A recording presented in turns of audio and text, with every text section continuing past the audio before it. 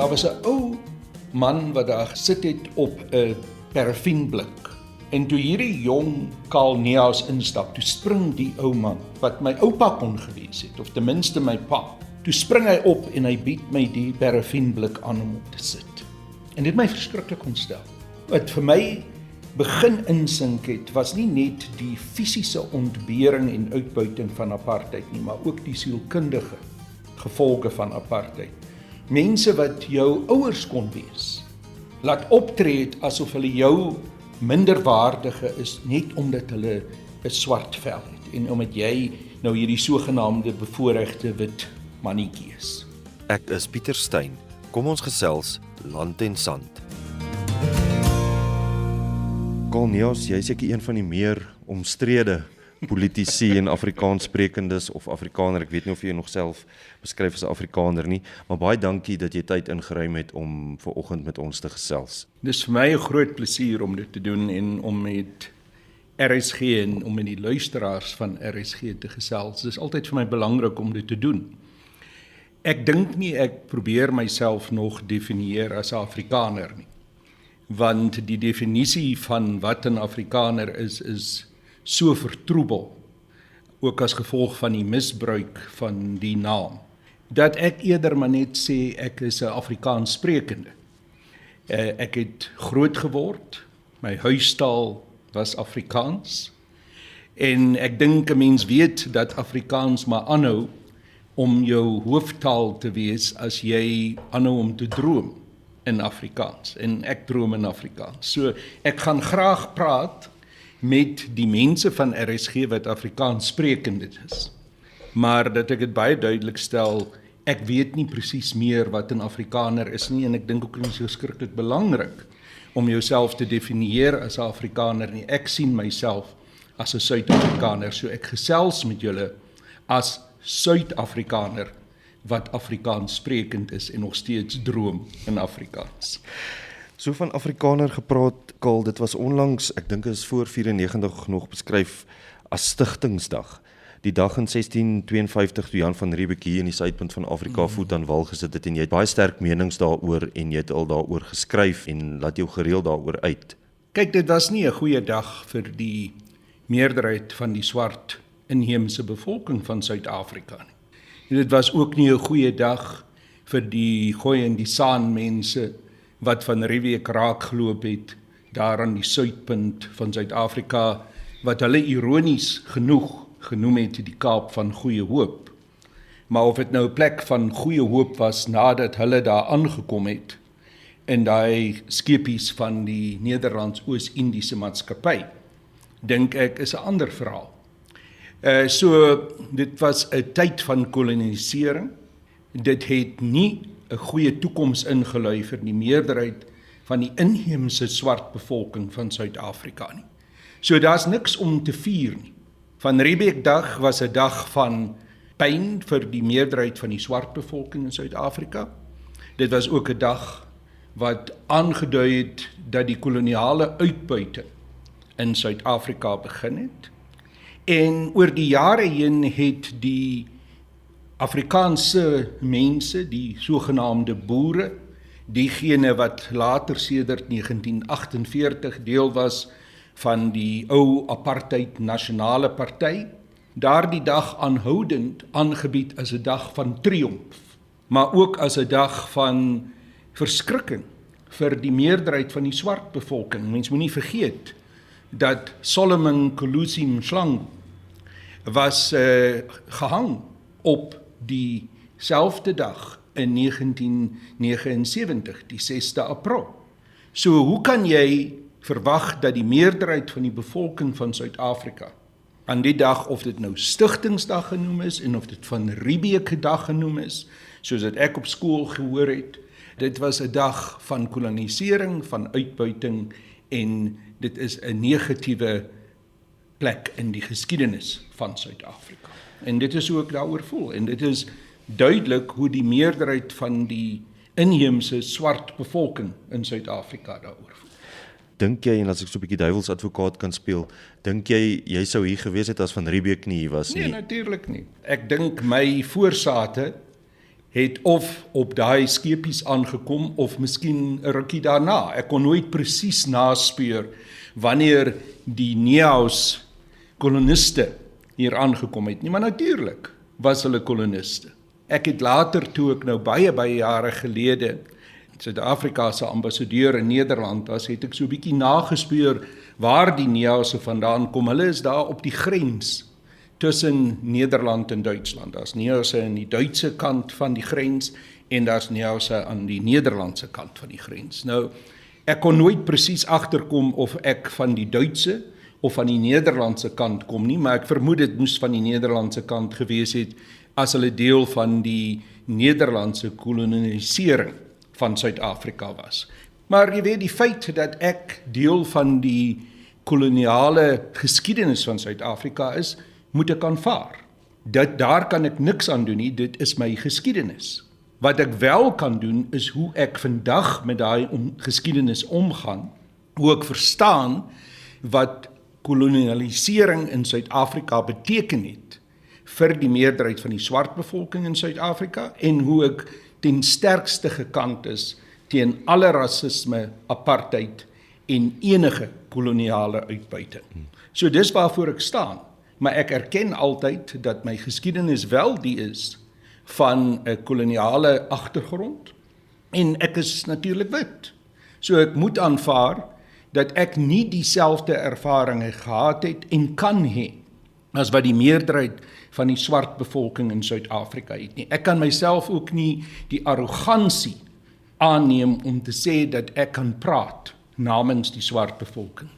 Al wat ek kan doen is om my eie opinie uit te spreek oor wat verkeerd gegaan het in Suid-Afrika, wat die gevolge van rasisme en apartheid in Suid-Afrika was en hoe daardie gevolge van rasisme en apartheid nog steeds deurgetrek kan word tot vandag toe, want daar is nog steeds die gevolge van daai rassistiese uitbuiting, van daardie rassistiese bemagtiging van 'n klein groepie van wit kolonialiste teenoor die meerderheid van die swart bevolking wat uitgebuit is en wat nog steeds as gevolg van daardie uitbuiting in 'n posisie van mindere mag en mindere ekonomiese krag en 'n gebrek aan toegang tot die land sit tot en met hierdie dag. So as mens oor apartheid praat, dan kan jy nie net oor die apartheid van die verlede praat, maar jy moet ook praat oor die apartheid van die hede, want apartheid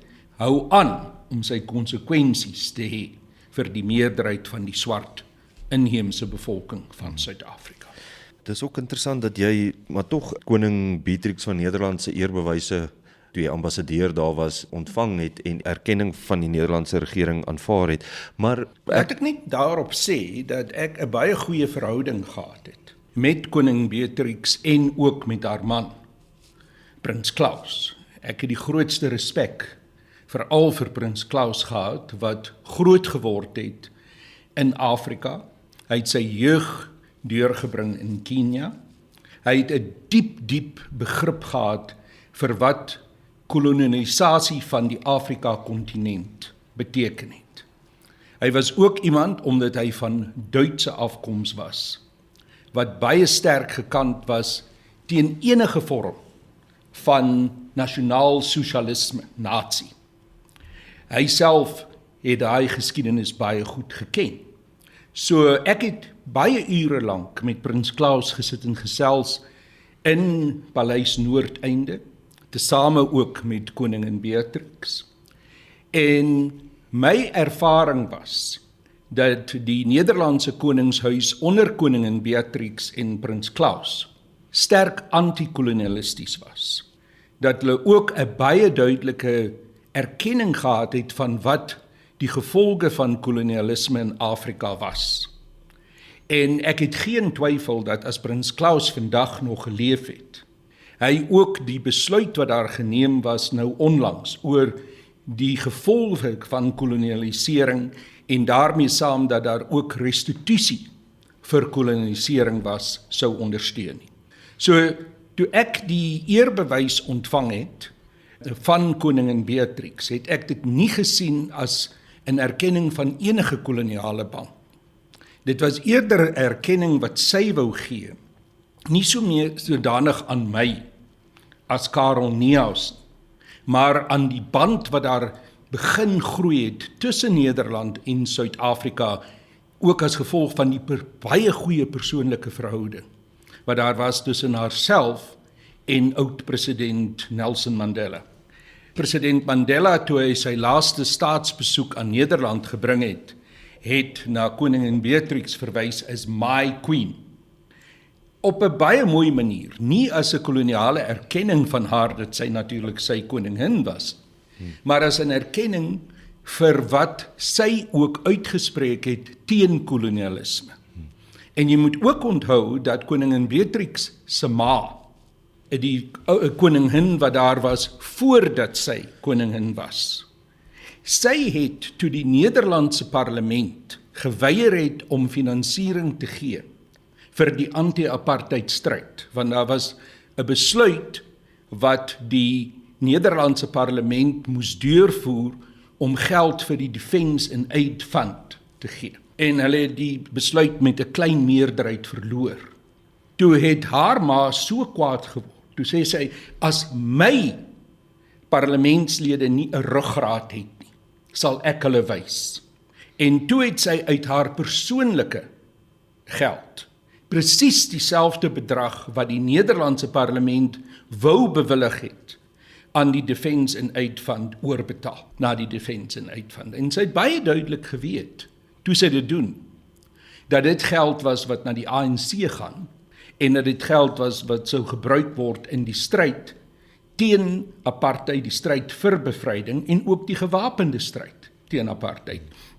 En die mense wat haar daarvoor probeer aanval het sy baie duidelik gesê, sy sal haar nooit skaar by rasisme nie. So die geskiedenis van die Nederlandse Koningshuis in ondersteuning van die anti-apartheid stryd is 'n duidelike een wat 'n mens moet erken. En dit is op grond daarvan wat ek die ridder Grootkruis in die orde van Oranje Nassau, wat koningin Beatrix aan my toegestaan het, aanvaar het.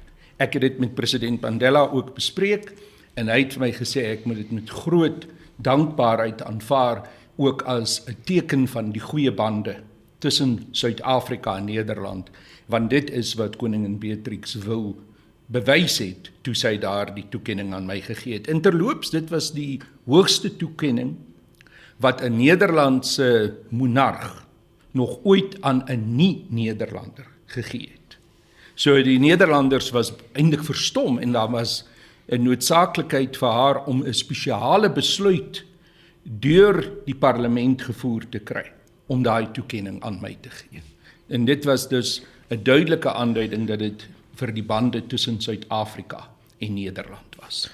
Karl, kom ons gaan so 'n bietjie terug hier rondom 1959 toe jy gebore is op Kersdag.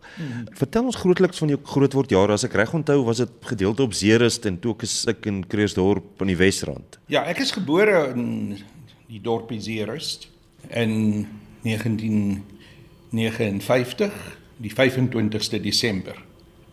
So ek was 'n Kersbaba. My ma was baie bly en my ouers was baie bly toe ek gebore is. Hulle het lank gewag vir my. Ek dink hulle was al 7 jaar in die huwelik toe ek gearriveer het. Ek dink later het hulle so 'n bietjie tweede gedagte begin kry oor die Kersgeskenkie wat hulle ontvang het. Want die Kersgeskenk het bietjie van 'n warm patat in hulle eie skoot te begin word. Maar ja, ek het groot geword in Zeerust. Ek het my laerskool onderwys daar ontvang tot in standaard 5. En my pa was 'n spoorwegwerker. Hy was 'n passer en draaier in die spoorweë, en hy het gewerk by die spoorweg wat ons genoem het die spoorwegdepot in Zeerust. Die depot is toe ek in standaard 5 was, is die depot toegemaak. En toe was my pa noodgedwonge oorgeplaas na die Braamfonteinse werksplaas van die Suid-Afrikaanse spoorweë. Hy was nie baie gelukkig daarmee nie. Hy was 'n plattelander, hy wou sy lewe deurgebring het in Zeerust en in die omgewing van Zeerust. My ma was ook 'n plattelander, haar nooiens van was Aarlou, En haar familie het plase in die Groot Mariko en in Skuinstrif gehad. So, dis waar ek groot geword het.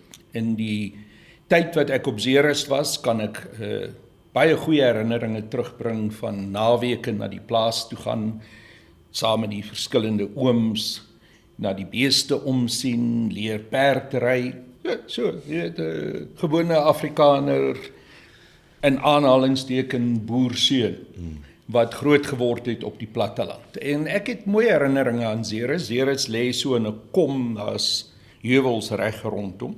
Kan verskriklik warm word in die somer. Maar ek het daar in die heuwels rondgeklim en geklouter en werklik dit geniet om in die buitelug en in die buitewêreld te wees.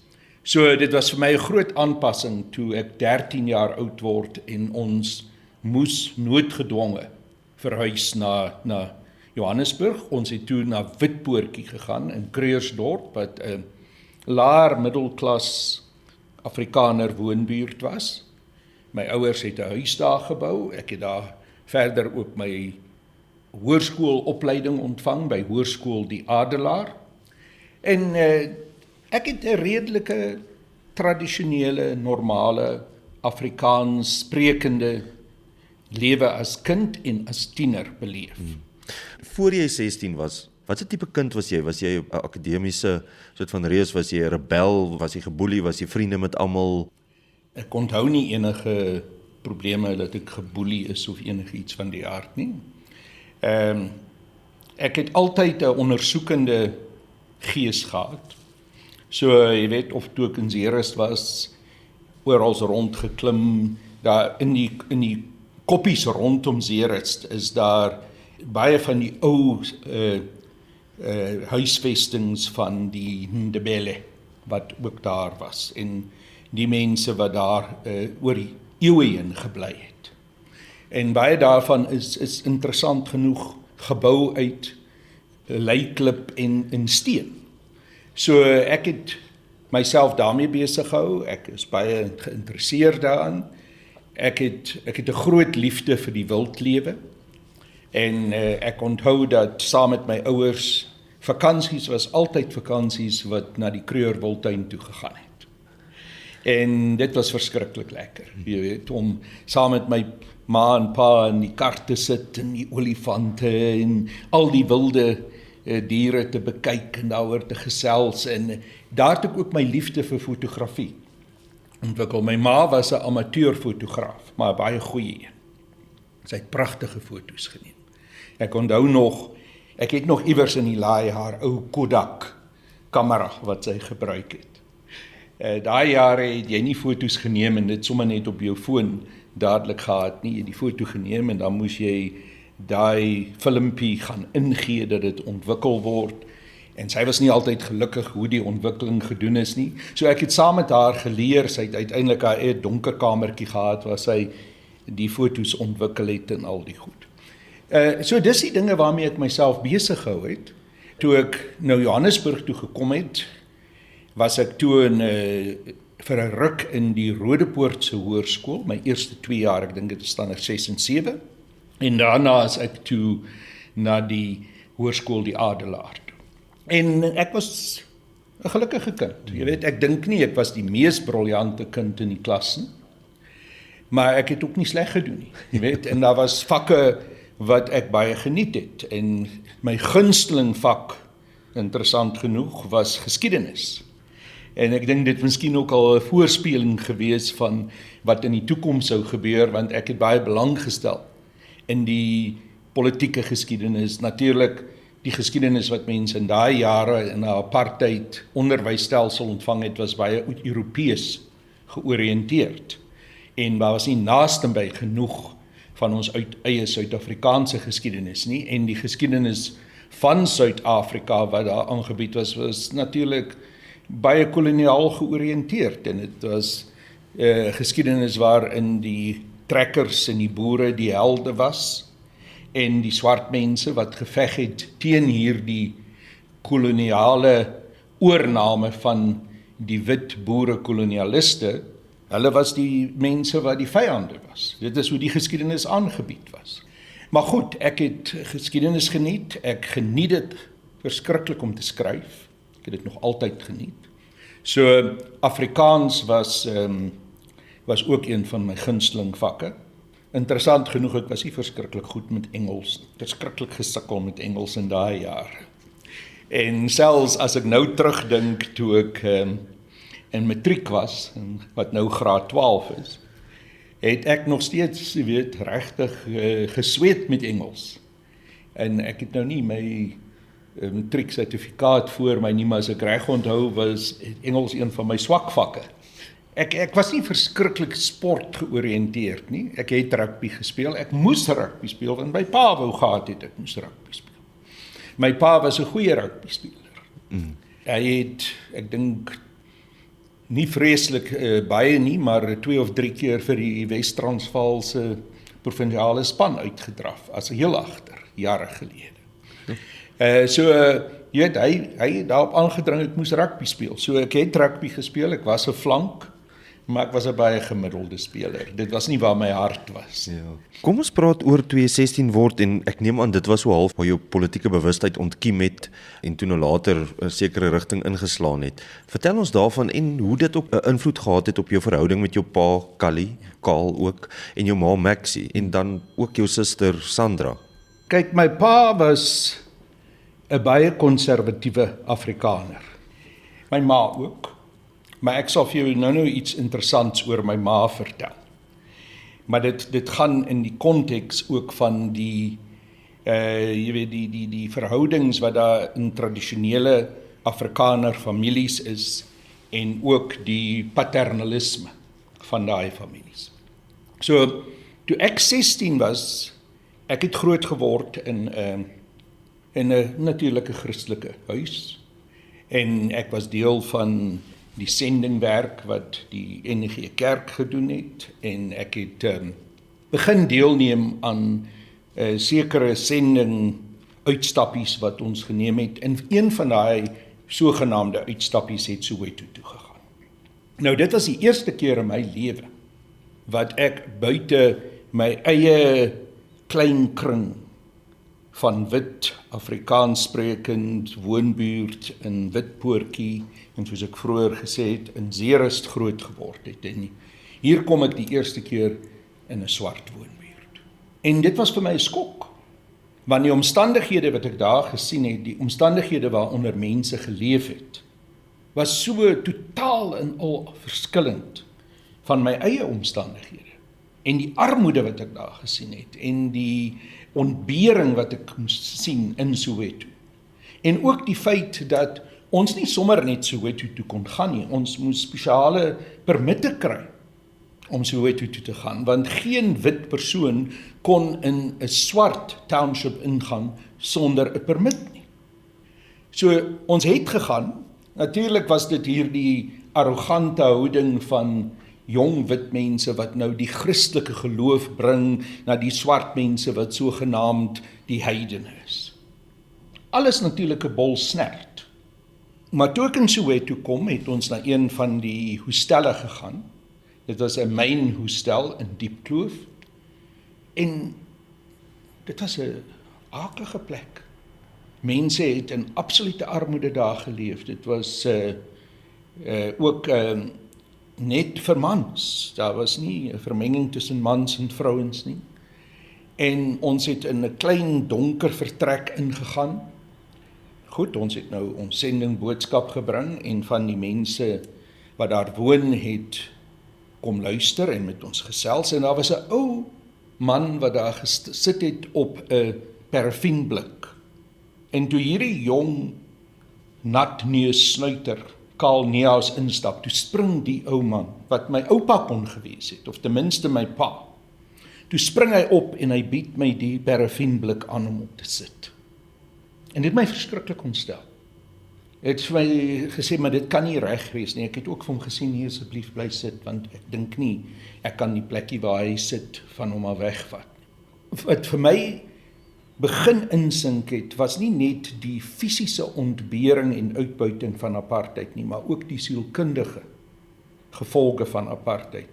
Hoe dit mense wat jou ouers kon wees, laat optree asof hulle jou minderwaardige is, net omdat hulle 'n swart vel het, en omdat jy nou hierdie sogenaamde bevoorregte wit mannetjie is.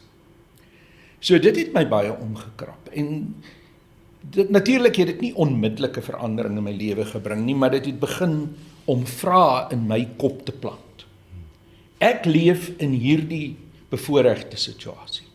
Ek gaan vir kategese, want ek was toe in die proses om aangeneem te word. Jy's ook 'n Afrikaner, jy ken die hele storie van die NG Kerk se kategese en die aanneming voorgestel moet word en al die goed.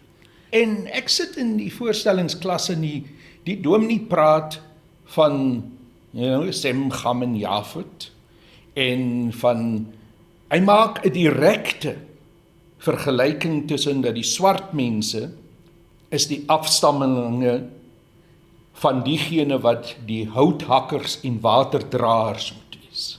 Dis die Chamse nasie. Maar aan die ander kant is die wit mense, die wit Afrikaner, is nou te vergelyke met die Israeliete, né? Met Jakob en Jakob se mense. En ek begin vra.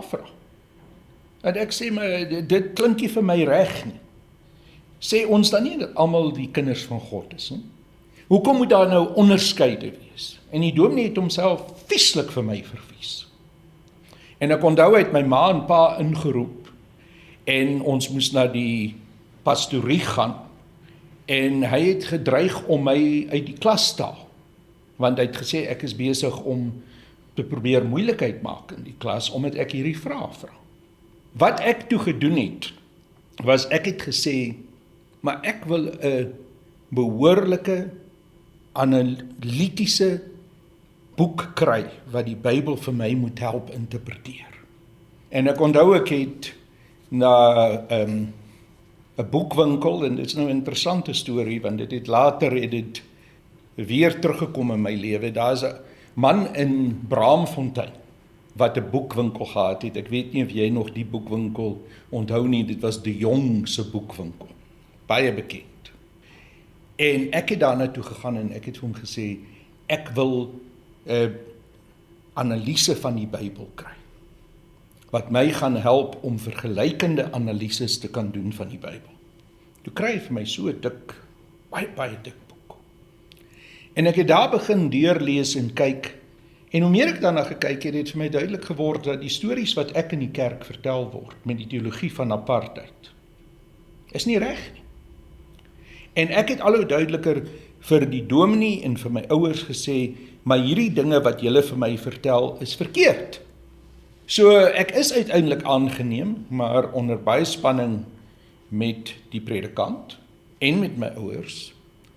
En toe het ek in 1976, toe ek in standaard 9 was, staan ek toe in die geschiedenisklas op, toe die jong mense in Soweto begin om op te staan teen die gebruik van Afrikaans as voermiddel, en ook algemeen in terme van hulle opstand teen die beleid van apartheid, Tsitsi Mashinini en almal wat deel daarvan was. En toe vra ek, maar is hierdie jong mense nie miskien tog reg om weerstand te bied? Het hulle nie 'n reg om 'n probleem te hê met hoe hulle behandel word in vergelyking met hoe ons as wit jong mense behandel word? En dit het groot probleme vir my gebring. Die skoolhoof het gedreig om my uit die skool te sit, want in 1976 het hulle ook, nou by die skool, jy sal onthou dat daar by skole, in Afrikaner skole, was daar sogenaamde kadetopleiding. Dan word jy geleer om met op 'n 2-2 geweertjie te skiet, en jy word geleer om so 'n bietjie te marcheer en so. Toe die studente nou besig is met die opstande in Soweto, toe word vir ons gesê, nee, maar ons moet nou in die aand, moet ons die skool kom beskerm. En hulle gaan vir ons 2-2 gewere gee, dan moet ons nou, jy weet, dis nou 'n soort van, dis patrollie speel, want dit was nie ernstig nie. Ek glo glad nie, daar was enigsins 'n moontlikheid dat die skool aangeval sou kan word nie, maar dit was deel van die indoktrinasie. En toe sê ek, nee, ek weier om dit te doen. En dit het baie sleg afgegaan. Veral by ek onthou die adjunkskoolhoof meneer Du Plessis, wat ook die Duitse onderwyser was, en ek het Duits gedoen tot en met matriek. Hy het 'n wrevel in my ontwikkel. En slaaks genoeg, baie jare gelede, toe vertel my ma my eendag, toe ek nou al in die tronk, want in 83 is ek toe nou gevonnis vir hoogverraad en ek het tronk toe gegaan. Toe kom my ma eendag op 'n gevangenisbesoek en sy's verskriklik huilrig. Sy sê sy het meneer Du Plessis in die winkel raak geloop en hy het vir haar gesê, hy het altyd geweet dis waar ek sal beland, dat ek sou tronk toe gaan. So in alle geval, ek was toe, as jy nou daar wil my die vraag vra wat jy my vroeër gevra het jy begin om soos 'n alleen mens te voel, en jy begin om soos 'n verstootling te voel, dat jy toe so begin voel. En my standaard 9 en my matriekjaar was nie gelukkige jare nie. Ek was afgesonder, baie van die jong mense wat saam met my op skool was, het begin om skeef na my te kyk. Hulle het nie gehou van die dinge wat ek begin sê het nie. En jy weet, baie mense het my in die verlede al gevra, nou maar hoekom het jy dit gedoen? Want jou ervarings was tog nie anders as die res van daai groep jong Afrikaanssprekendes nie. En ek het nie regtig geantwoord nie. Al wat ek vir jou kan sê is, toe ek ongeregtigheid gesien het, toe ek na Soweto toe gegaan het, toe ek deel was van daai sendingprojek, en ek het baie ongemaklik geword daarmee, en ek het ongemaklik geword met die groot verskil in lewenstyl tussen wit en swart, en die uitbuiting daarvan, en ek het begin vra, en ek het begin vra op grond van 'n baie basiese geloofoortuiging wat ek gehad het. Alle mense behoort gelyk te wees, want ons gelyk geskape na die beeld van God. En op grond daarvan kon ek apartheid net nie verder ondersteun nie. En dit het toe deurgevloei na my eerste jaar op universiteit, want ek is na die Randse Afrikaanse Universiteit toe. RAU was daai jare 'n bakermat van Afrikaner nasionalisme. Onthou, dit was 'n universiteit wat per besluit van die Broederbond gebou is. En onthou dat die eerste rektor van daai universiteit was ook die voorsitter van die Broederbond, Eric Viljoen. So, toe ek daar aankom, toe ontmoet ek 'n jong meisie met die naam van Jansie Lourens. Sy het 'n onkonvensionele agtergrond gehad, want haar pa, wat 'n sielkundige was, baie goeie sielkundige, Dr. Lourens, het vir 'n aantal jare in die VSA gaan bly, in die suide van die VSA. Maar sy het groot geword in omstandighede waar sy gehoor het van die menseregte stryd van die swart Amerikane, swart Afrikane in Amerika, en sy was bewus van dit alles. Hulle het vriende gehad in Amerika, wat ook van haar naaste vriende was, wat swart Amerikaners was. So, toe ek haar ontmoet, het ons 'n aanklank met mekaar gevind, want ons albei het gevoel, ons pas nie in hierdie Afrikaner nasionale bakermat wat die Randse Afrikaanse Universiteit was nie. En ek het toe begin om redelik uitgesproke te raak teen apartheid. Ek het in my eerste jaar het ek besluit ek gaan staan vir die studenteraad. En ek het gestaan vir die studenteraad op grond daarvan dat die universiteit oopgestel moet word vir alle Suid-Afrikaners. Nou dit het soos 'n loodballon, ek sê nou 'n direkte vertaling uit Engels, lead balloon, afgegaan. En ek is verskree en jy weet, ek was 'n student by Afslaan koshuis by die RAU. En ek is een aand deur 'n klomp ander studente in my kamer aangeval. Hulle het my met stukke tuinslang wat afgesny was, kussing oor my kop getrek en my 'n verskriklike pak slaag gegee, wat my 'n paar dae in die hospitaal gekos het. Net omdat ek gesê het dat apartheid verkeerd is en dat almal in Suid-Afrika die reg moet hê om aan alle universiteite te kan gaan studeer. Het Jansie jou toe nou gewerf vir die ANC, vir die ondergrondse soort van beweging? Daar is, oor die algemeen word daar gepraat, dat sy my gewerf het. Ons het nie mekaar gewerf nie, ons het saam by die ANC uitgekom. En nadat ek toe nou 'n verskriklike pak slaag, fisies en in verkiesingsterme gekry het met die studenteraadsverkiesing, het ek toe 'n klomp plakate gaan opsit, oral in RI wat gesê het, die universiteit moet oopgestel word vir almal, en ek het ook gevra vir die vrylating van Nelson Mandela, wat natuurlik 'n verskriklike ontsteltenis op die kampus veroorsaak het. Hulle het my op van die CCTV kameras gesien dat ek dit doen, en ek is toe vasgetrap, ek is voor die senaat gebring, en ek het in 'n dissiplinêre verhoor gebring, waar Jansie ook deel was van die dissiplinêre verhoor, en sy het 'n opgeskorte vonnis gekry, maar sy kon aanhou studeer by RI. Ek is geskort. Mag die kampus nie betree het nie, ek kon haar ook glad nie sien op kampus.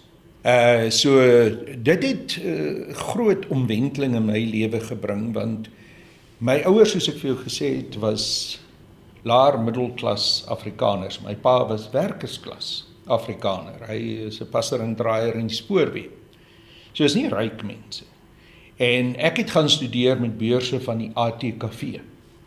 Toe dit gebeur dat ek nou deur die universiteit geskort word, toe trek die ATKV al daai beurse in en hulle eis hulle geld terug. Wat 'n groot finansiële krisis vir my ouers veroorsaak het, want hulle is nie mense wat met 'n klomp geld in die bank gereed gesit het om sulke terugbetalings te moes doen nie. So my pa was woedend vir my as gevolg van die finansiële implikasies, maar nie eens soveel dit nie. Hy was woedend vir my vir die vernedering wat hy gevoel het wat ek vir hom en die familie gebring het met hierdie pro-swart sogenaamde politiek wat ek nou ondersteun het. So hy het my uiteindelik toe die huis gegooi. En dit is 'n moeilike tyd vir my.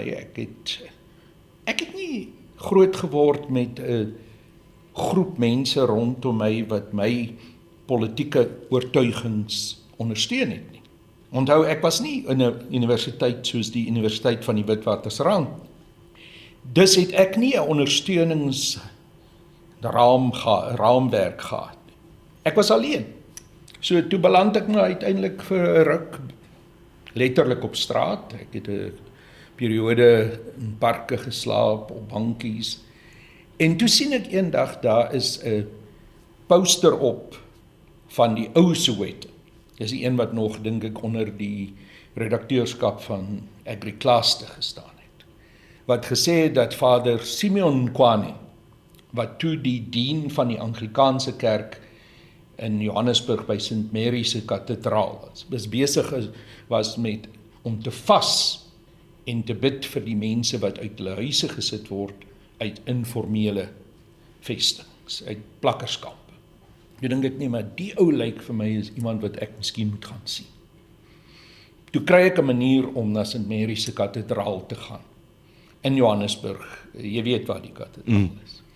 En toe ek daar kom, sy sekretaresse was redelik verbaas om die jong wit kind wat maar so 'n bietjie deurmekaar gelyk het. Onthou, ek het nou nie meer by die huis gebly nie. Ek was 'n scruffy ouetjie gewees. En sy was nogal, jy weet, ongemaklik om my nou na die dien te vat. Maar uiteindelik het sy my toegelaat om Vader Nkwane te sien. En hy sê toe vir my, nee man, ek dink nie, ek kan jou soveel help nie, maar kom môre. Dan wil ek jou aan iemand anders voorstel. Volgende dag, toe gaan ek nou terug na sy kantoor toe daar by St. Mary's kathedraal, en toe ek instap, toe skrik ek. Want daar sit toe nou 'n oom in 'n safari pak, met, jy weet, daai kouse wat so opgetrek is, net so in die grasshopper skoene, en die kam wat hier in die kous ingedruk is. En ek dink, o hemel, die man het die polisie gaan roep. Of hierdie oom is iemand van die polisie wat my nou wil kom vat. Dis toe Beyers nou die. En dit was die beste ding wat ooit in my lewe met my gebeur het. Want oom Bey, soos ek hom leer ken het, was iemand wat my kon verstaan. Want hy het gekom uit die Afrikaanse gemeenskap. Hy was 'n NG predikant, onthou hy was moderator van die NG Kerk in die Suid-Transvaal. Baie mense het gesê hy was die leidende gees onder die Afrikaanse teoloë. So Oom Bey was iemand wat presies geweet het wat ek deurgegaan het en begin vra teen apartheid en teen die Afrikaner establishment. En hy het werklik my mentor geword. En ek sê baie keer, Oom Bey het die pa geword wat ek nie by my pa kon kry. Hy het werklik na my omgesien, hy het my gehelp om deur dinge te praat. Daai jare was hy alreeds 'n verbanne persoon, so hy kon nooit meer as een mens op 'n slag sien nie. En ek het al hierdie mooi herinneringe van hoe ons buite sy huis in die agterplaas onder die lemoenboom moes gaan sit het, waar Oom Bey sulke draadstoele gehad het, daai soort van draadstoele wat al die ou mense altyd gehad het. En daar het ons gesit en gesels, ek het my vrae vir hom gevra oor apartheid, oor die ANC, wat mens moet doen as jy nou in opstand is teen apartheid, want ek het al hoe meer vir myself begin sê, kyk, as jy nou sê apartheid is verkeerd, as jy in opstand is teen apartheid, dan moet jy mos iets doen daarteen. Jy kan mos nie net praat dat dit verkeerd is nie.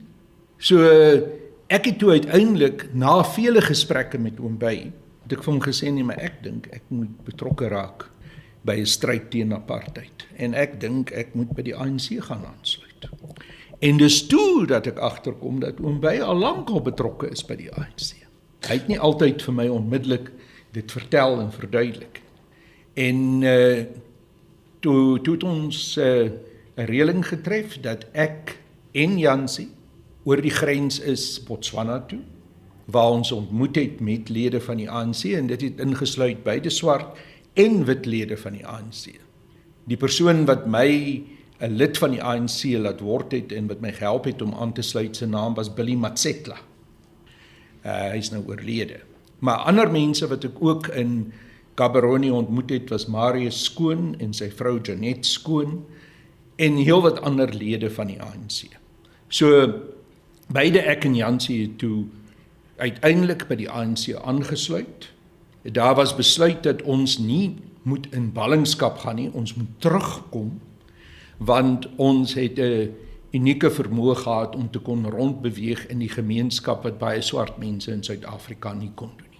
En ook as gevolg van my geskiedenis, dat ek groot geword het in die Wes-Transvaal en in Zeerust, het ek daai wêreld baie goed geken. So, ek was ook nuttig vir die ANC om mense te kon help wat die land wou verlaat, om hulle oor die grens te bring, en dit was ook van nut vir die ANC, omdat ek en Jansie gebruik is om wapens in te smokkel na Suid-Afrika. Jansie was 'n baie heldhaftige jong vrou. Sy het met karre wat Oom Bey laat verander het. Oom Bey, boonbehalwe dat hy 'n teoloog was ook 'n baie goeie tegnikus, en hy het altyd gewerk aan Peugeots. En 'n Peugeot, klaarblyklik, het onder die kar het 'n holte wat jy kan toemaak met 'n staalplaat, en dan kan jy limpetmyne en AK-74's daar instoor.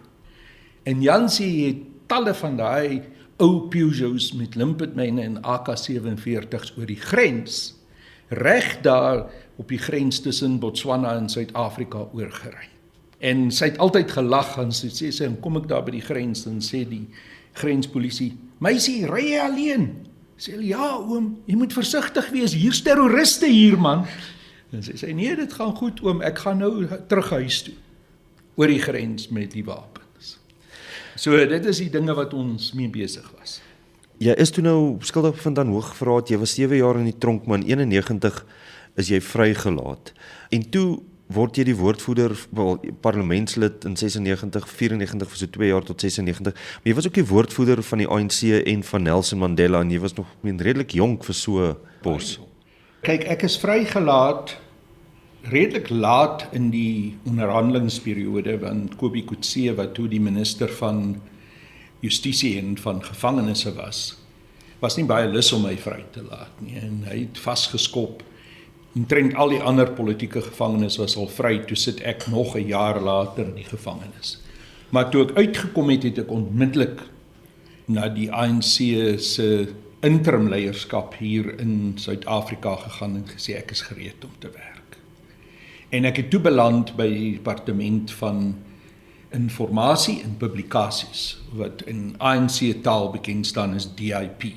Ek het nie enige opleiding gehad as 'n kommunikator nie, maar ek het 'n belangstelling gehad, want ek hou daarvan om te skryf, en ek het vinnig aangepas, en ek het vinnig vordering gemaak, en binne 'n baie kort periode, en ek is nog steeds baie dankbaar vir die ANC dat hulle soveel vertroue in my gehad het hulle my die woordvoerder van die ANC gemaak, en ek het nasionale woordvoerder, en ek het hoof van die ANC se kommunikasie afdeling geword, en ek was ook, daai jare was dit die nasionale woordvoerder van die ANC en ook woordvoerder van die president, wat toe Nelson Mandela was. So op 'n baie jong ouderdom, in my vroeë 30's, was ek toe nou die nasionale woordvoerder van die ANC. En dit het baie ervarings gebring. Ek het elke dag met oud-president Nelson Mandela saamgewerk, baie saam met hom gereis. Dit was my groot voorreg om saam met hom te gaan toe hy die Nobelprys vir vrede ontvang het in Oslo. Ek het die verhouding tussen hom en F.W. de Klerk gadegeslaan, wat nie noodwendig altyd 'n baie goeie verhouding was nie, daar was baie spanning.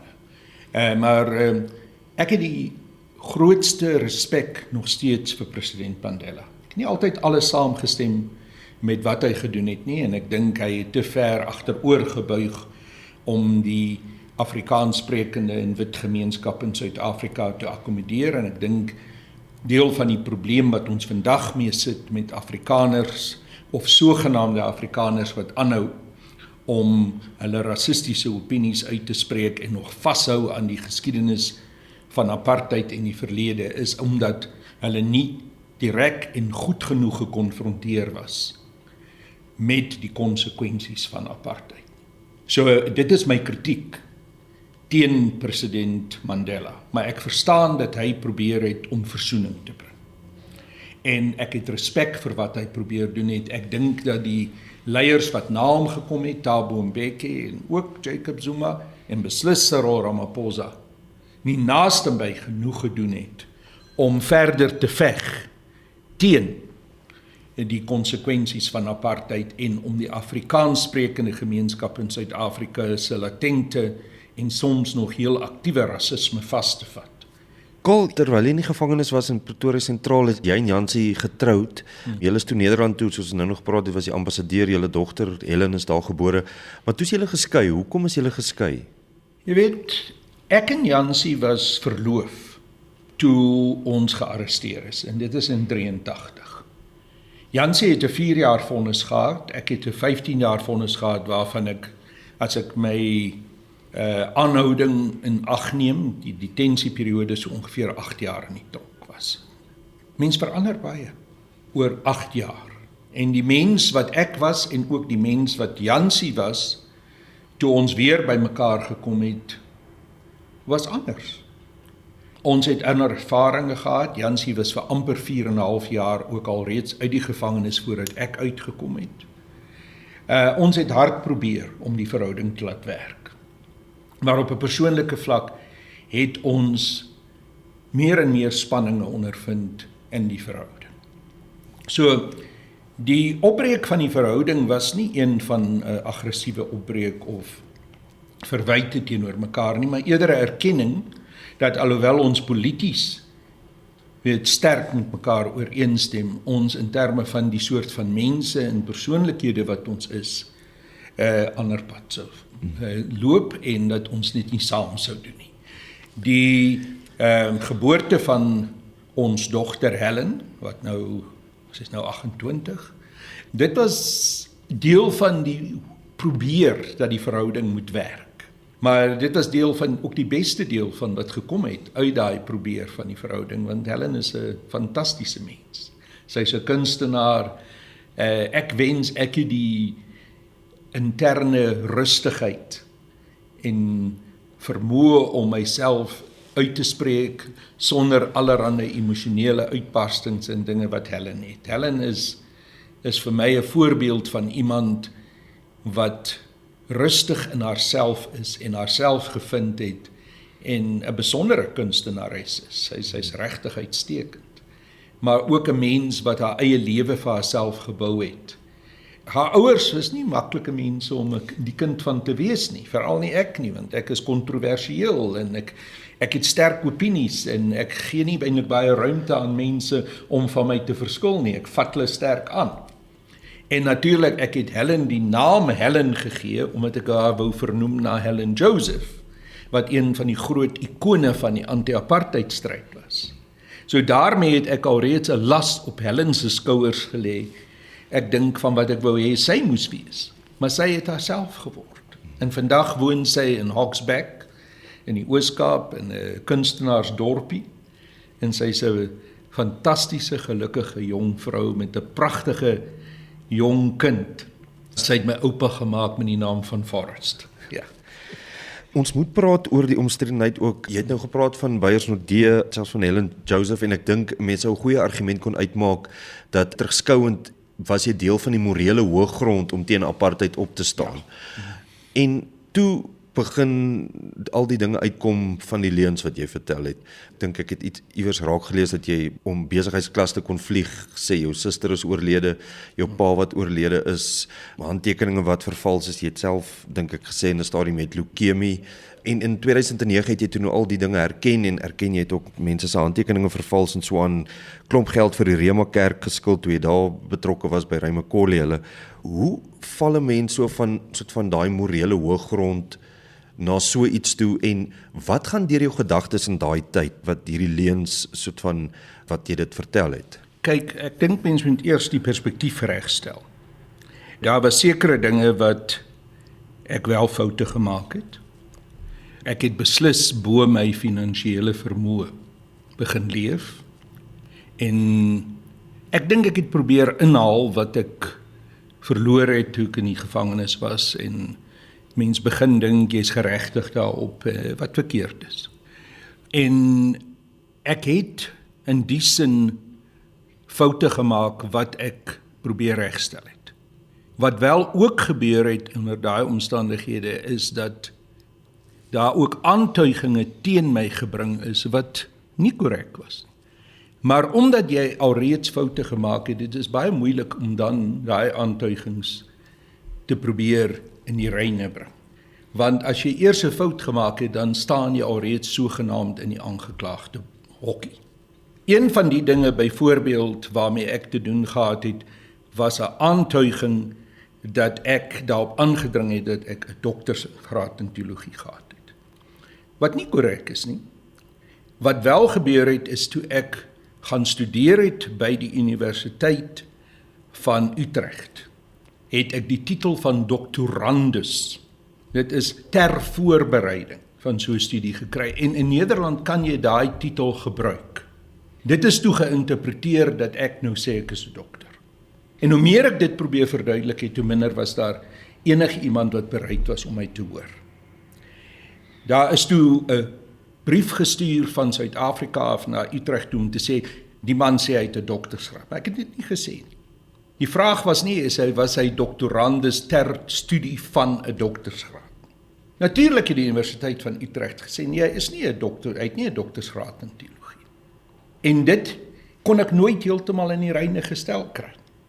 Alhoewel ek nooit daarop aangedring het dat ek wel 'n dokter in teologie was. Ek het wel grade in teologie. Ek het baie goed gedoen in my studies in teologie. Ek het al my grade wat ek in teologie ontvang het ek ontvang met lof. En boonbehalwe dit het ek ook 'n toekenning by die Universiteit van Utrecht gekry wat 'n spesiale medalje is vir my bydrae vir die steun van akademiese werk teen rasisme en apartheid. So ek het ook toekennings van die Universiteit van Utrecht ontvang. En daar was natuurlik ook 'n moedswilligheid van baie mense wat nie van my politieke oortuigings gehou het, om die probleme waarin ek beland het so ver moontlik verder uit te buit en dit erger te laat klink as wat dit was. Ja, ek het skuld gehad. Die skuld wat ek gehad het ek uiteindelik afbetaal. Maar dit het ook nooit ten volle in die media ten teregte gekom dat ek wel die skulde afbetaal het. Dit het weer eens net aanhou, want die mense wat wou vashou aan die probleem wat ek gehad het, wou nooit erken dat ek ook 'n oplossing gevind het. En wat ek wel gedoen het, ek het gesê, ek sal hierdie dinge regmaak. En tot ek dit regmaak, gaan ek nie meer aktief in die politiek staan nie. En ek was vir amper 8 jaar buite die politiek, voordat ek begin het om terug te kom. So ek het 'n bewustelike besluit geneem om dit te doen. Daar was ander stories wat nie waar is nie. Byvoorbeeld wat gesê is dat ek gesê het dat my ma oorlede is en dat ek geld sou kry uit versekering vir haar. Dat het ek nooit gedoen nie. En as ek dit sou gedoen het, as ek sou gaan aanbied het aan iemand dat ek geld aanbied op 'n versekering van my ma se lewenspolis, sou ek in die tronk beland het. Veral ek, want die polisie en die samelewing sou my nie toegelaat het om so iets te doen. Maar ek het nooit dit reg gekry om daai wanbeeld wat geskep was terloops in 2017, toe ek die voorsitter was van die verkiesingskomitee van Nkosazana Dlamini Zuma, 2 weke voordat haar verkiesing sou plaasvind by Nasrek, word dit op die voorblad van die Sunday Times gesit. Geen harde feite.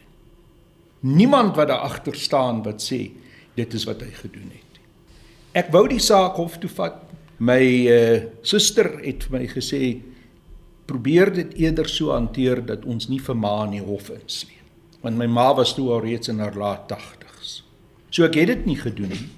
Maar dit is een van die dinge, die hele storie rondom die verhaal dat my ma, ek sogenaamd gesê dat my ma oorlede is, om ten einde skuld te probeer afbetaal, is een van die seerste dinge vir my. Want ek is baie lief vir my ma. En my ma het 'n baie groot invloed op my lewe gehad. En ek het jou vroeër gesê, dat my ma het saam met my pa 'n bepaalde rasseposisie ingeneem. Maar toe my pa oorlede is, het my ma se houding teenoor my 2 swart kinders totaal en al verander. Sy wou nie voorheen met my swart dogter wat 16 jaar oud is, iets te doen gehad het. Die dag toe my pa se begrafnis plaasvind, en my dogter kom na haar toe tel sy haar op en sy sit daar op haar skoot. Want op 'n manier was my pa se afwesigheid vir haar 'n bevryding om ook nou na haar kleinkinders te kon uitreik. So ek het 'n groot liefde vir my ma. En tussen my ma en pa dink ek die mens wat die grootste invloed op my gehad het, ook in terme van kuns, in terme van skryf, en dit is alles goed wat sy self ook voor lief was, alhoewel sy nooit die geleentheid gehad het om dit formeel akademies te kon naspeur nie. Dit het baie vir my beteken. En die hele storie rondom my ma, en dat ek aan Suis gesê het dat ek geld sou kry uit haar lewenspolis, is vir my 'n baie hartseer en pynlike ding. Wat nog steeds my, as ek daaraan dink, my baie ontstel en kwaad maak, want dit is nie die waarheid nie. Karl, ek wil so vinnig praat oor jou en oud-president Zuma se verhouding. Jy was vurig, jy is eintlik uit die ANC geskort omdat jy so sterk vir hom opgekom het, en nou is daar, lyk my, nie veel liefde tussen julle nie. Is hy 'n gevaarlike mens? Wat het gebeur tussen julle? Kyk, ek het eerstens was my steun vir president Zuma nie noodwendig 'n steun wat daarop gemik was omdat ek persoonlik so lief vir hom is. My steun vir president Zuma was omdat ek gevoel het dat hy onregverdig behandel word binne die ANC en dat die regstelsel gebruik is as 'n wapen teen hom. Daarom het ek na sy hofsaake toe gegaan. Daarom het ek hom ondersteun, want dis vir my verkeerd dat die regstelsel gebruik word teen 'n mens op 'n onregverdige wyse. En ek bly daarvan oortuig dat die hele storie van die wapen sogenaamde bedrog wat hy gepleeg het rondom die ou wapenhandel van wat dat dit alles baie min met die werklikheid, met die waarheid te doen het. Maar dat dit gebruik was om hom aan te val en om 'n bepaalde groep of faksie binne die ANC aan te val wat bekend gestaan het as die radikale ekonomiese transformasiefaksie. So ek het president Zuma op grond daarvan ondersteun. Met baie dinge wat hy gedoen het nie saamgestem nie. Maar as jy in die politiek is, dan doen jy uiteindelik wat die oorkoepelende belangrike ding is waarvoor jy staan. En dit is om te veg teen hierdie gebruik van die regstelsel as 'n wapen teen 'n bepaalde groep in die faksionele stryde binne die ANC. So ek het nie met president Zuma byvoorbeeld saamgestem toe hy in 2012 vir Cyril Ramaphosa ingebring het as sy adjunkpresident. Ek het 'n groot uitval met hom daaroor gehad. Want ek het niks tyd vir Cyril Ramaphosa nie. Ek het nog nooit gehad. Ek het Ramaphosa van naby aanskou toe ek woordvoerder van die ANC was en hy sekretaris-generaal van die ANC was. En ek het hom toe beskou as 'n sell-out en ek hou aan om hom tot en met hierdie dag te beskou as 'n sell-out. En toe president Zuma vir Ramaphosa in 2012 in Bloemfontein ingebring het as sy adjunk of visiepresident van die ANC, wat beteken het dat hy ook visiepresident van die land sou word, het ek op die verhoog na president Zuma se tafel gegaan en vir hom gesê, nou loop ek. Ek wag nie eers om jou slottoespraak by hierdie konferensie te hoor nie.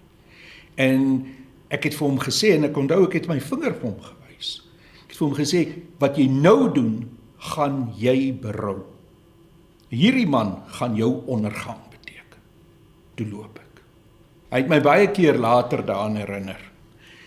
So, ek het interessante verhouding met president Zuma. Ek het met baie dinge wat hy gedoen het saamgestem en met baie dinge nie saamgestem. Ek het 'n persoonlike positiewe gevoel teenoor hom, want hy het hard geveg om my vrygelaat te kry toe ek nog in die gevangenis was, toe meeste van die ANC politieke gevangenes alreeds vrygelaat is, soos ek vir jou vroeër gesê het. Kobie Coetzee het my gehou tot omtrent die laaste politieke gevangene in Suid-Afrika. En Zuma het geveg om my vry te kry. Maar waar ek verskil van Zuma, was in die mees onlangse politiek. Want ek het gevoel, nadat ek pad gegee het uit die ANC, toe ek 'n kort periode gehad waar ek probeer het om ARETA te skep. Dit het gestaan vir die African Radical Economic Transformation Alliance. Maar ek het besef dat dit werk nie om meer en meer klein partytjies te skep. Ek was ook gekant teen wat Ace Magashule gedoen het toe hy sy eie klein partytjie geskep het. En ek het gesê, ons moet eerder al hierdie klein partytjies bymekaar bring en ons moet gaan na wat die sterkste, progressiewe, linkse party in Suid-Afrika is, en dit is die ekonomiese vryheidsvegters, die EFF.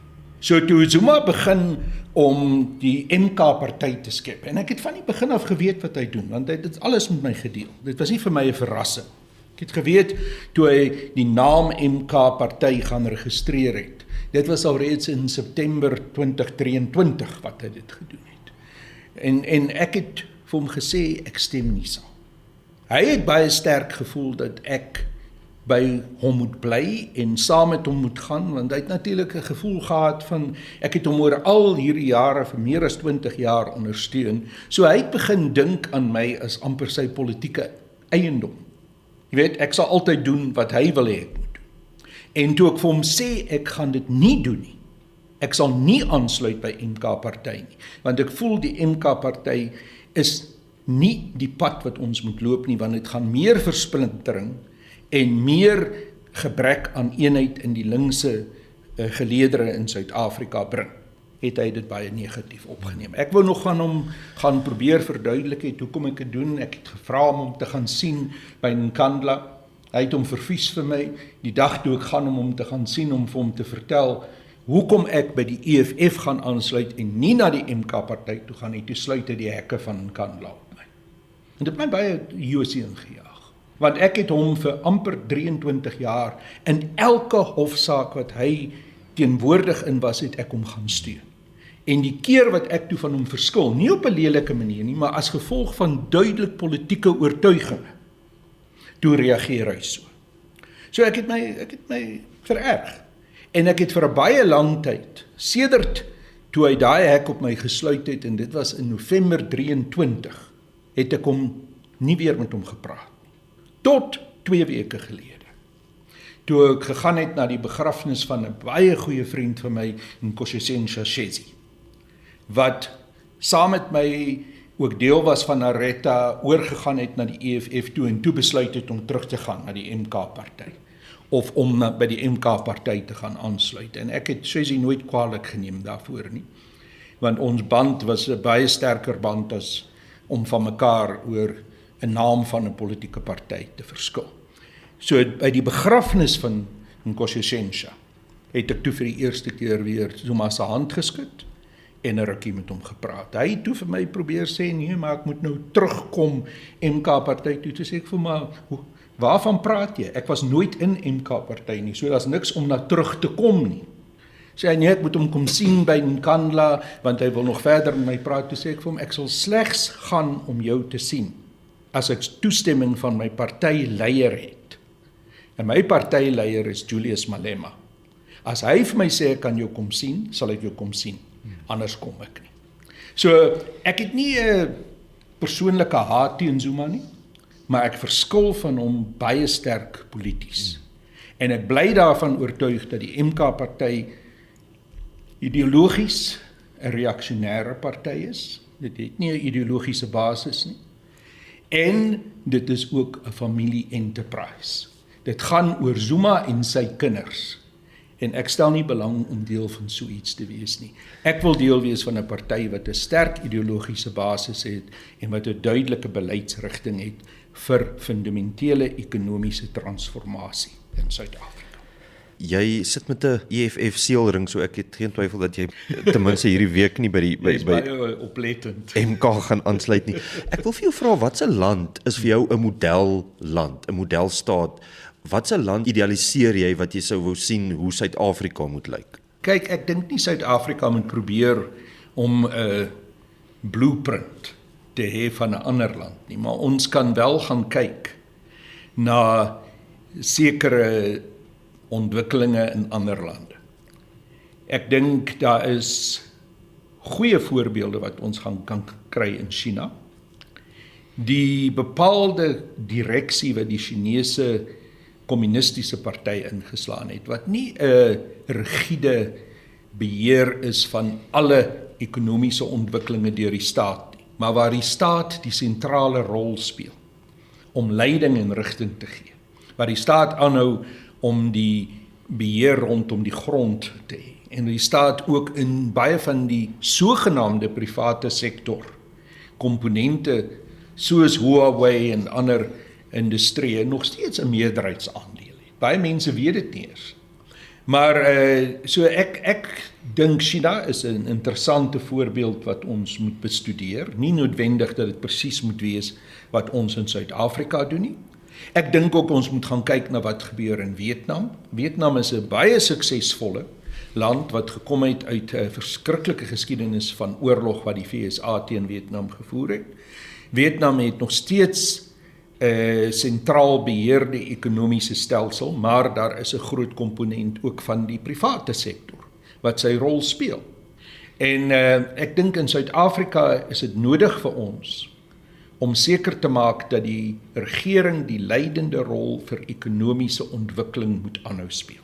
Jammer dat ons in Suid-Afrika die skade aangerig het aan die staatsbeheerde nywerhede en besighede wat ons in Suid-Afrika gehad het. En wat die ou nasionale party, hoeveel jy ook van hulle in rasse terme van hulle verskil, baie goed gedoen het om veral, alhoewel dit rassisties was, die arm blanke gemeenskap op te hef. Die spoorweë, Iskor, die rol wat Eskom en al die verskillende staatsbeheerde en staatsbesitte eiendomme kon doen. En dit is jammer dat ons dit laat verval het in wanbestuur en dat daar nou 'n privatiseringsmodel is wat Cyril Ramaphosa aanvoer wat ek ten sterkste gekant is. Dis interessant, ek dink ons kan ten minste van die Chinese dissipline leer. En ons kan ook leer om te veg teen korrupsie. Dit absoluut, Want ja. die Maar nou- Chinese en Jinping vat nie nonsens met korrupsie nie. As jy as 'n senior lid van die Chinese kommunistiese party betrokke raak in korrupsie, staan jy teen die muur in die vuurpeloton. Maar dan sien 'n mens ook nou weer in Suid-Amerika soos Cuba waar korrupsie en kommunisme nie werk nie, maar dit is 'n gesprek vir 'n ander dag. Ek dink die Kubaanse model is interessant, maar Cuba is tot 'n baie groot mate in die probleme waar hulle is as gevolg van die boikotte wat daar deur die VSA teen Cuba gebring word. So die ekonomie van Cuba is aanhoudend onder aanval as gevolg van die Amerikaanse imperialisme. Kol, waaroor is jy spyt? Ek is spyt dat ek foute gemaak het rondom hoe ek my finansies hanteer het. Ek dink as ek dit anders hanteer het, sou die lewe vir my makliker gewees het en sou ek nie nodig gehad het om daai politieke periode van amper 8 jaar in die wildernis te wees. Ek is spyt dat ons nie sterker, nou praat ek nie net van my as persoon nie, maar ook as die bevrydingsbeweging in Suid-Afrika, en dit is breër as die ANC, baie duidelik. Ek is spyt dat ons iets sterker standpunt ingeneem het teen rasisme. En ek dink ons het foute gemaak dat ons te ver agteroor gebuig het om te probeer het om die Afrikaner sogenaamde identiteit te akkommodeer. Ek dink nie dit was nodig nie. Afrikaans is 'n sterk genoeg taal. Ek dink ons moes van die begin af baie duidelik gewees het dat geen vorm van rasse-eksklusiwiteit en geen vorm van rasisme in Suid-Afrika toegelaat of goedgekeur sal word. En enige iemand wat hom of haarself daarvan skuldig maak, moes deur die wet vasgevat word en moes aangekla word en moes tronk toe gegaan het. Ons het ongelukkig toegelaat dat mense begin dink hulle kan aanhou om hulle rasisme uit te leef sonder dat daar konsekwensies vir hulle sal wees. En dis duidelik dat onder die huidige regering van nasionale eenheid en die lamsakkige houding van Cyril Ramaphosa dit nie sal gebeur nie. Maar ek hoop dat as daar uiteindelik 'n meer linkse regering in Suid-Afrika, 'n meer bevrydingsgeoriënteerde en meer swart gerigte regering in Suid-Afrika kom, dat ons die rassiste sal vasvat. Waarop is jy trots? Ek is trots dat ek opgestaan het teen apartheid. Dis nou amper kontradikties, maar dit is nie. Ek is trots dat ek die foute wat ek gemaak het, kon oorleef. En ek is trots daarop dat ek uit daai foute kon leer. En ek dink, ek staan vandag as 'n beter mens, alhoewel ek graag nie daai foute sou wou gemaak het nie, want dit was 'n harde pad wat ek in 'n harde skool waardeur ek gegaan het, dat ek 'n beter mens is, dat ek deur daai foute kon gaan en aan die ander kant kon uitkom. En ek is trots daarop dat ek nie kompromieë maak nie. Ek maak nie kompromieë met mense wat rassiste is nie, ek maak nie kompromieë met mense wat sell-outs is. 'n Sell-out sal van my baie duidelik hoor dat hy of sy 'n sell-out is. En ek sal vir hulle met my tong 'n goeie loesing gee. So ek is trots op die, wat baie mense seker eintlik 'n harde kop ou noem. Ek is trots daarop om 'n harde kop progressiewe, bevrydende Suid-Afrikaan te wees. En wat is vir jou ontsettend oninteressant? Wat verveel jou? Mense wat net daarin belangstel om hulle self te bevorder. Kapitalisme verveel my, totaal en al, want dit is nie 'n stelsel wat daarop gemik is om die meerderheid van die mense nie, maar dit gaan oor individue. Ek stel nie daaraan belang in individue wat hulle self wil bevorder. Ja, wat verveel my verder? Mense wat nie intellektueel belangstel om uit te vind waaroor die lewe gaan nie. En mense wat daarop gemik is om maar net vas te hou aan hulle ou verknogte verledetjies. Ek is bereid om gekonfronteer te word met mense wat met my kan argumenteer. Maar iemand wat jy weet, ideologies net al starrig is en nie bereid is om met jou te praat en te argumenteer nie, dit verveel my. En ek het 'n eenvoudige stelling vir hulle almal. So ou sê ek nie, ek kyk om so en ek sê voetsek. Verpes jy wit mense in die breë en Afrikaners spesifiek Nee, weens jou ervaring in die verlede ek met? is nie anti-wit nie, maar ek is anti-wit rasisme en ek is anti-wit, wat sou mense dit noem in die Engels is dit white supremacy. Ek is absoluut gekant daarteen. Maar nee, ek is nie anti-wit nie. Hoe kan ek wees? Ek is wit. Of ek nou wil of nie, ek is wit. My dogter, wat ek verskriklik lief het, Helen, is wit. Maar ek is baie teleurgesteld in die meerderheid van wit Suid-Afrikaners en veral die mense wat hulle self Afrikaners noem. Want hulle is nie bereid om die pad te loop om deel te word van 'n nuwe Suid-Afrika nie. En daar's te veel van hulle wat al starrig vashou aan die verlede en terug verknog is aan daai ou rassistiese apartheidsideale. En die mense, hulle verveel my nie net nie, hulle stel my teleur. Die ouens van Solidariteit en van mense soos Kali Kriel en Afriforum, die mense stel my verskriklik teleur, want hulle is nie die toekoms nie, hulle is die verlede.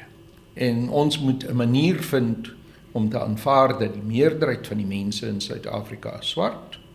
Die toekoms van Suid-Afrika is tot 'n baie oorheersende mate swart bepaald, maar dit sluit nie uit dat die wit mense in Suid-Afrika hulle self ook hier kan uitleef en deel van die land kan wees, solank hulle aanvaar dat hulle 'n minderheid is, solank hulle aanvaar dat apartheid verkeerd was en solank hulle rasisme totaal en al verwerp. Dit is die eenvoudige voorwaarde vir 'n toekoms waar wit en swart saam kan leef onder die begrip dat die meerderheid van mense in Suid-Afrika swart is en dat die toekoms in Suid-Afrika hoofsaaklik deur die swart bevolking in Suid-Afrika bepaal sal word. Karl, jy was lank hoof in die hoë kringe van die ANC. Glo jy vir Fikile Mbalula as hy sê die ANC het nog nooit geld van Rusland of Iran gekry nie? Ek weet nie, ek het geen benul. Ek kan nie kom bespiegel daaroor nie, maar wat ek wel vir jou kan sê is, ek het oor jare heen geleer dat wanneer mense soos Fikile Mbalula se lippe beweeg, dan lieg hulle gewoonlik. Karl Neels, baie dankie vir die tyd wat jy afgestaan het. Dit was baie interessant om met jou gesels. Baie dankie. Dankie vir die geleentheid en jammer dat dit so 'n bietjie oral oor die wêreld gegaan het en ek het miskien bietjie te lank gepraat, maar ek waardeer dit. Baie dankie. Elke Dinsdag gesels ek met nuusmakers, planmakers, bekendes en berigtes. Laat weet ons wat jy dink in die kommentaarveld onderaan hierdie pot gooi of stuur 'n e-pos aan info@rsg.co.za. Onthou om die follow knoppie hierbo te druk en kom gesels elke Dinsdag, land en sand.